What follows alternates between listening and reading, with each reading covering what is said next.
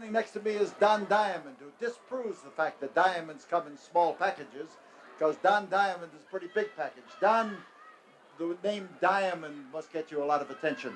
Yes, sir, Mr. Bosch. You know, everybody, it's been the family name for a lot of years, and I get kidded about it once in a while. They say, is it because of the flash, whatever, or this and that?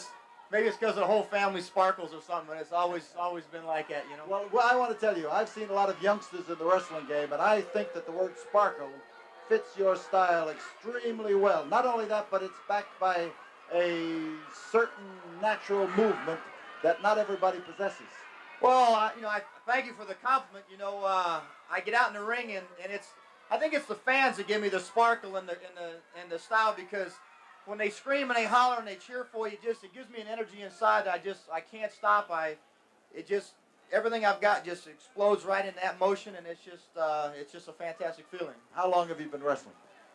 A little over 3 years now, 3.5 years, and it's fantastic, and I hope it's a lot many more. How long do you think it will take you to say this is as good as Diamond will ever get?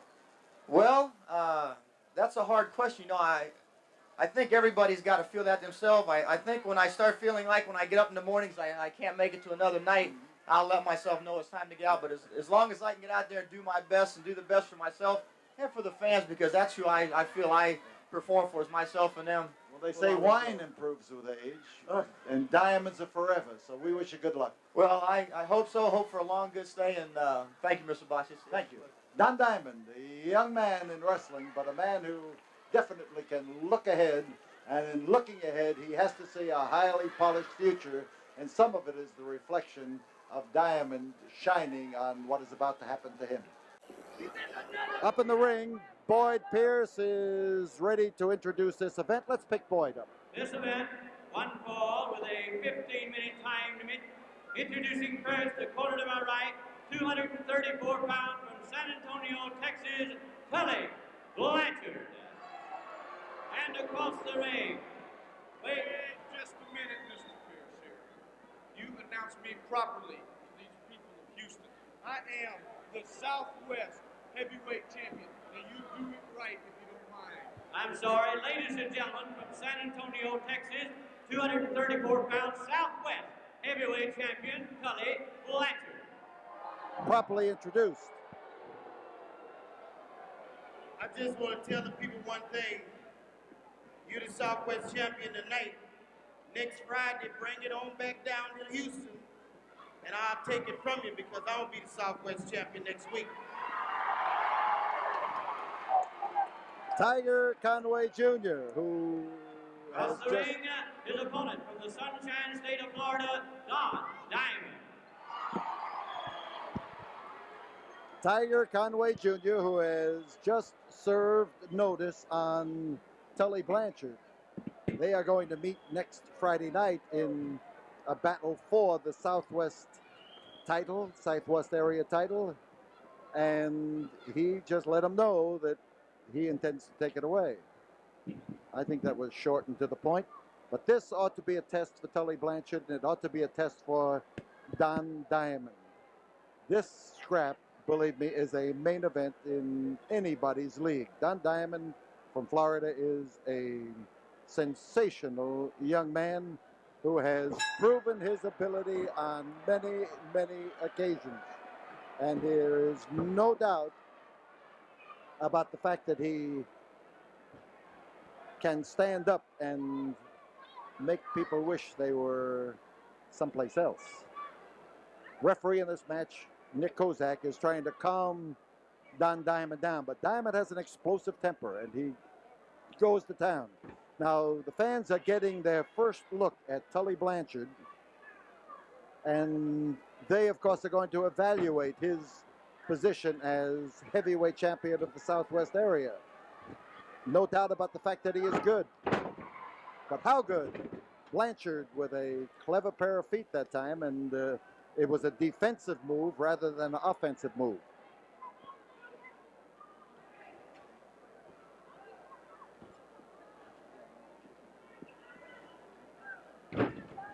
Tully Blanchard made a quick move, and Diamond was fast getting out of the way, and you can see that Blanchard is complaining that his tights were pulled. I don't recognize the validity of that statement because Diamond just got underneath him and went ahead. Tully made the move and went after him. Blanchard in behind, trying to cover Don Diamond, trying to, as he took him down that time, went behind him and took him down. He tried to cover him and didn't succeed. Now Blanchard is a combination of a man who knows how to wrestle and is good at it, and who prefers to take his opponents by surprise and to deal them the tough tricks that really make the game difficult to follow, because when you don't know what a man is going to do, you can't prepare for it. And here's a guy who can take you down with a toe hold or a foot in the face. Don Diamond, you see him as he holds that hand up there and tries to tempt his opponent into locking fingers with him.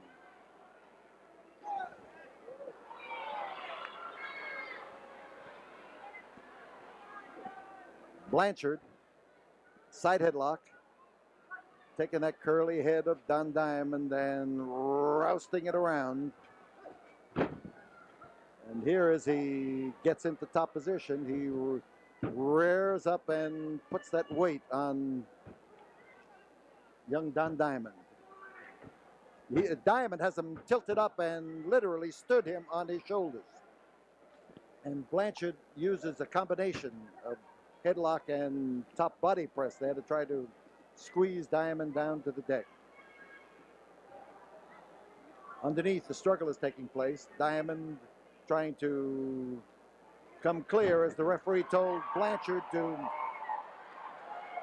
break. Blanchard was getting ready that time to grind him down, and it didn't work. It backfired against him.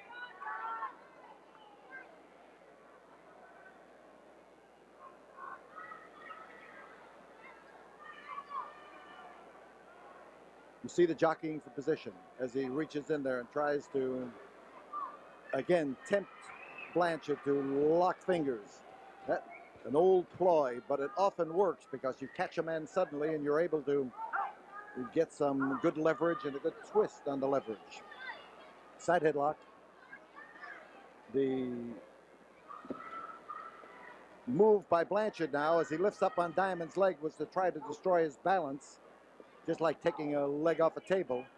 But the pressure on the side headlock made Blanchard release the leg, and it puts Diamond into a better position. He tried to throw him off, and the Diamond has his forearm hooked under the ear. Nick Kozak suspects hair pulling.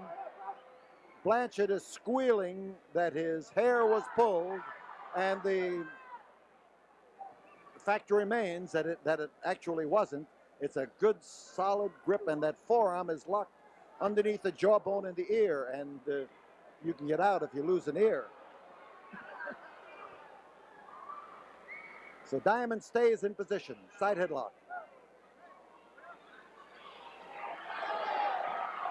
Blanchard learned a lot of wrestling from his father, who was a top-notch star a generation ago. 5 minutes have gone by in this match. 15 minutes is the time limit. And Blanchard, as he goes forward and hits the canvas, is groggy from what has happened. But again, his head is clear enough that he makes a wrestling move, a leg dive, comes in to capture the leg with an inside toe hold, and he's got a good grip. He is leaning up on the ankle. He is bearing down with his elbow into the knee of Don Diamond. Well applied toe hold, and the kind that gives you second thoughts about having entered wrestling at all. So Diamond tries to shake loose.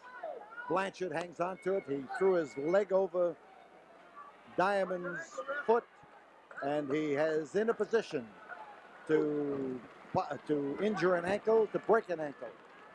And he's got it tight. Diamond's in trouble. But Diamond is not close to admitting that he's not able to solve this situation. Diamond has met a lot of tough opponents in the Houston ring. He has always given a great account of himself. Houston fans have a lot of regard for him. Diamond calling to the referee, telling him what Blanchard intends to do. Blanchard was going to punch into that knee, and when it's held so tightly, you have the possibility there of transferring an injury that should go to the ankle right up into the knee. So Diamond comes around with a reverse chin lock. He is out of the toe hold. Not quite. Notice that Tully Blanchard still scissored that leg and still held the pressure on Don Diamond. Nick Kozak walking around, looking at the grip. The toe hold is there. You notice where he dropped. He dropped on the inside of the ankle. That's a way to break a leg, I'll tell you. And now as he comes in, he goes after it again, and he hangs right onto it. There's an excellent shot of Tully Blanchard at work. He is holding the leg securely and pulling up on that toe. And now Diamond is trying to get into a position to blast him loose.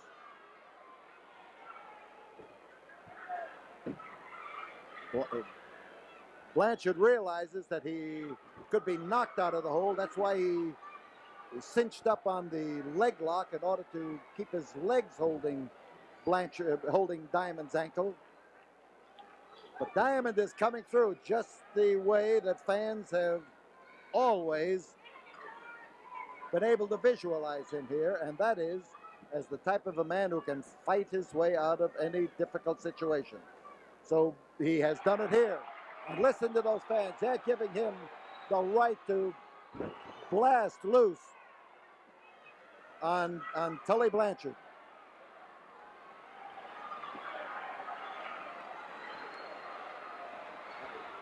And Blanchard, who a moment ago was confident and positive that he was going to be able to force a submission fall out of Don Diamond, is now in the position of defending himself. Well, that's the way he's defending, by offensive moves and on the leg that he has already punished. Ooh, that Blanchard is a tough cookie. Tough because he can express his toughness in several ways, and wrestling, good scientific wrestling, is one of them. And there is no question now, as Diamond gets up here, that he is going to throw wrestling out the window and try to knock Tully's block off. He's got him hooked in the ropes. Listen to the roar from this crowd here at the Sam Houston Coliseum, and you will note that they are on Don Diamond's side all the way. Diamond trying to tighten up the rope. Now there are 2 rings. 10 minutes. The 10-minute mark has been reached. 5 minutes remain in this match, and the ring you see closest to you is there because before this night is over, we will have a 2-ring battle royal. But here tonight, wrestling has come off to a tremendous start for 1981.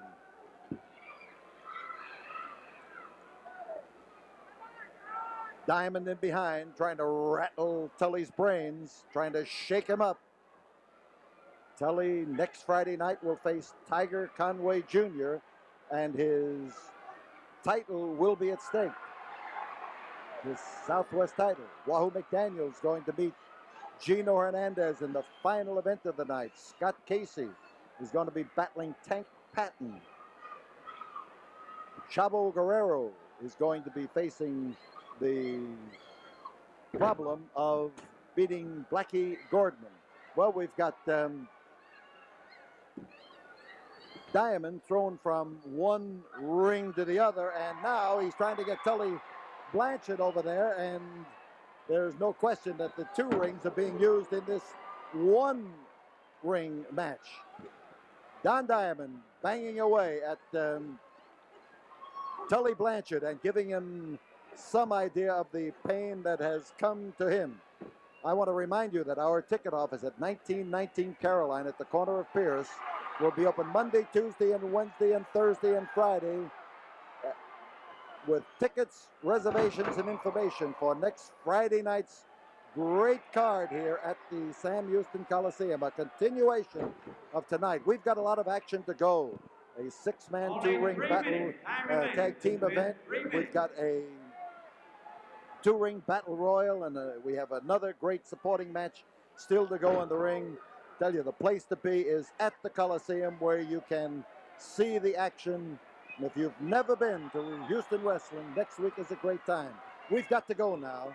Time for us to say good night, everybody. So Don Diamond lays one on the jaw of Tully Blanchard, but Blanchard is able to battle his way out.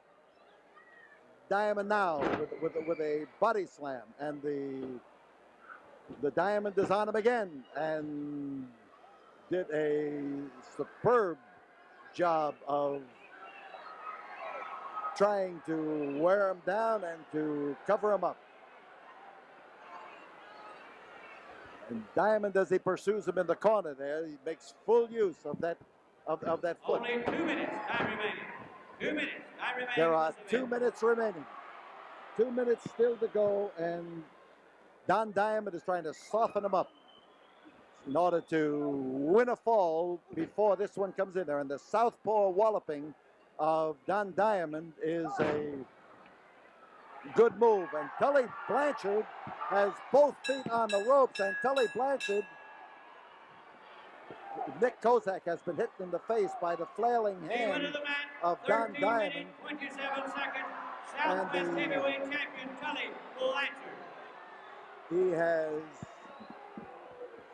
raised the hand of Tully Blanchard as the winner, and Blanchard here pulled one of the oldest tricks in wrestling, and that is to get extra support in the corner of that match. And this crowd is in a hostile mood as they scream to referee Nick Kozak that